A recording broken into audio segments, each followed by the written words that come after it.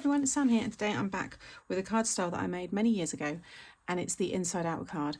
And I made this version, which is an inside out easel card, when I did my first made to make live over on my live YouTube channel, and I thought it would make a lovely new mini series. So this is the start of the inside out mini series. If you've made the inside out cards before, check out my playlist. I've got a few there, but I want to do a few other versions. I've got a couple of different ways to make these. So here it is in the envelope. This is how it looks when you take it out. So turn me inside out. So you literally open it and turn it inside out, and then it's an easel, so you've got your little stopper there. You can see how that's displayed. You've got all your space there, you've got plenty of room to obviously write your message, and it's wonderful. This is a 5x7 size, so it all, as you can see, all fits in the envelope. So we're going to do another version of this today, but like I said, I want to do a slimline. I want to do ones where you have an aperture in them, and we're going to have other pop-ups inside here. So I've got some really fun ideas with this card style. You don't need any specialty dies to make this one, so let's get started. So all of the products I'm using are from my Made to Make issue 1. This is my magazine kit. This is a subscription kit. All subscriptions sold out for this one, and issue 2 is already sold out as well. But if it's something you're interested in finding more about, then I will have all the links below. I've gone ahead and got all of the bits ready there. So 2 pieces of cardstock are needed for this one. You want one piece of 10.5 by 7. Along the 10.5 side, you're going to score at 1/2 inch and 5.5. And then you want a piece of 5.5 by 7, and along the 5.5 side, you're going to score at 1/2 inch.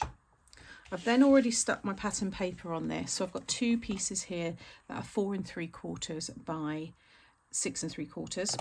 But you may want to cover these sections inside as well, and that would be the same size.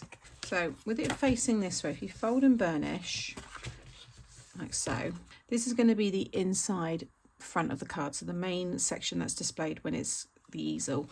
When it's this way with this folded under, that is what they will see when you take it out of the envelope. So that's going to be this one here, and then you can see as you flip it over, then you're going to have this. So I'm going to decorate this side first. So I've got similar, but this one's going to be a thank you card. I've got my little stopper there, so I'll go through all that. But I think I'm going to do pretty much the same layout, but instead of the Valentine, I'm going to have a thank you. So I'm going to get that all stuck down first, and then I'm going to talk you through how to decorate along the top and the little trims that I've got here, and then how to stick it all together. So that's all decorated. Now for the strips here, I just cut my own grass. You can use any edge dies that you might have. You might just want to do plain straight, strip. You may not even need this depending on how you're decorating it.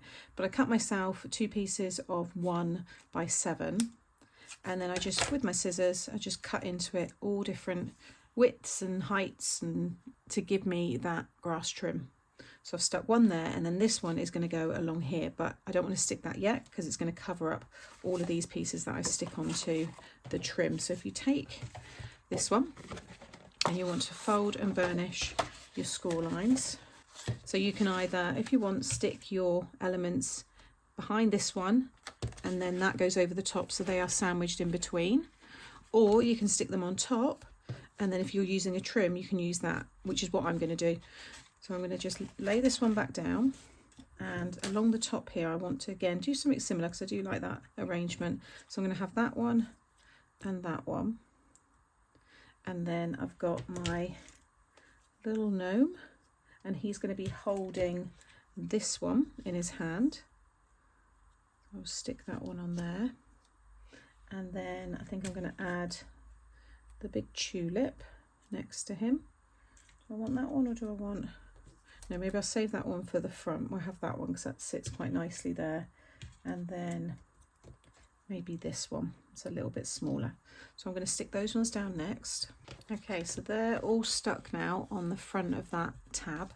And then I'm just going to take I'm going to use my construction glue. And I'm just going to run that all along the front. And then I'm going to stick the grass trim over the top. Again, I'm going to use my construction glue, but you're only running it along the tab. You can use double-sided tape if you want, any good adhesives. And then this one, you're just going to, if you line up the bottom of this with this fold, it's the same size as that piece. So just make sure they're all lined up on the bottom, And then you'll see on the back that all lines up. You might have to move it around a little bit. Obviously I've used alcohol ink so it bleeds through the back, but as I said during the live, no one is looking at the back of cards, and it's a handmade card so it doesn't bother me. But if you had dies for these, you could just die cut the plain die on cardstock and just stick them behind. But these are fussy cut. Again, you could, if you wanted to, fussy cut. Maybe you got to scan and cut. So there are ways around covering it if you don't like that, but I don't care. So now you can see we've got our easel. So that can now come out here. You might not find it needs a stopper, but they do look nice with stoppers. So I've got this one here, and this is a piece of 7 by 1. And then I've got a piece of 3/4 by 6 3/4, and then 1/2 by 6 1/2. And on the smallest one, I've put Life is Better with Friends, and that is from the Peanuts stamp set that's in the most recent Creative Stamping magazine. But I just think it's a really nice sentiment. It fits in there quite nicely. I'm just going to line that up with the bottom, right along the edge, and now that is your stopper. So that won't slide open. Okay, and then once you're happy that those are dry, you want to fold it down and fold it back, and that is your inside out card. So we're going to now decorate that side, but then as they flip it over, you've got that really fun looking card.